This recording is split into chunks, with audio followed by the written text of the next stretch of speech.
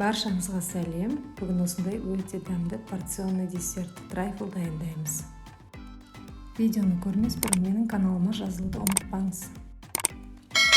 Ең алдымен жұмыртқа мен қантты жақсылап миксерлеп аламыз. Екеуі біркелкі масса болған кезде бөлме температурасында тұрған сары майымызды салып араластырамыз. Сұйық майымызды құямыз.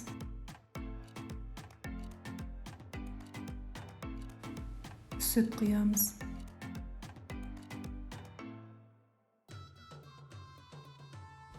Какао разрыхлитель ұнды салып, жақсылап бір қалыпты масса болғанға дейін араластырамыз.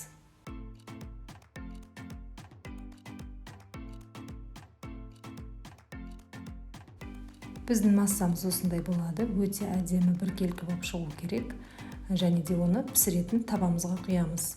Сіздің пешіңіз алдын ала 180 градуста қызып тұру керек. Рецепттің толық нұсқасын описание бөлімінен көре аласыздар. 180 градуста қызып тұрған пеште 20-25 минутта піседі. Енді біз трайфлдарымыздың кремін жасауға кірісеміз. Крем үшін менде 35% сливки және де сахарная пудра. Екеуін бір қалыпты крем жаңағы өзіңіз ұстайтын масса болғанға дейін жақсылап миксерлейміз осылай. Креміміз осылай консистенцияда болу керек. Міне біздің трайфлымыздың десерті пісті. Піскенін ортасын шпажкамен немесе тіс тазалағышпен шұқып көрсеңіздер болады. Енді осыны бөліп крошка жасаймыз, яғни ұнтақтаймыз. Трайфлдарыңыздың толық піскендігі осылай кескенде белгілі болады, яғни орталары шашылып тұрады. Егер піспей қалған болса, жабысып қалады.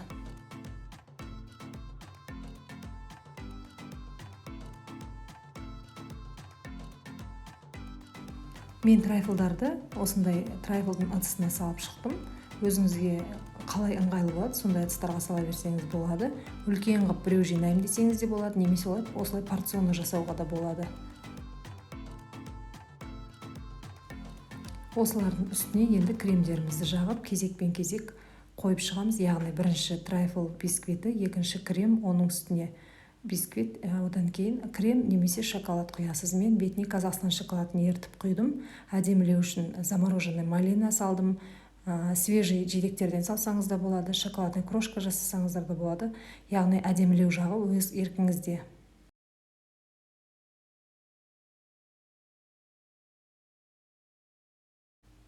Осындай трайфлдарды туған күндерде балалардың қолынан ұстатып қойғанға өте ыңғайлы, және де олар қызығып сұрайтын болады.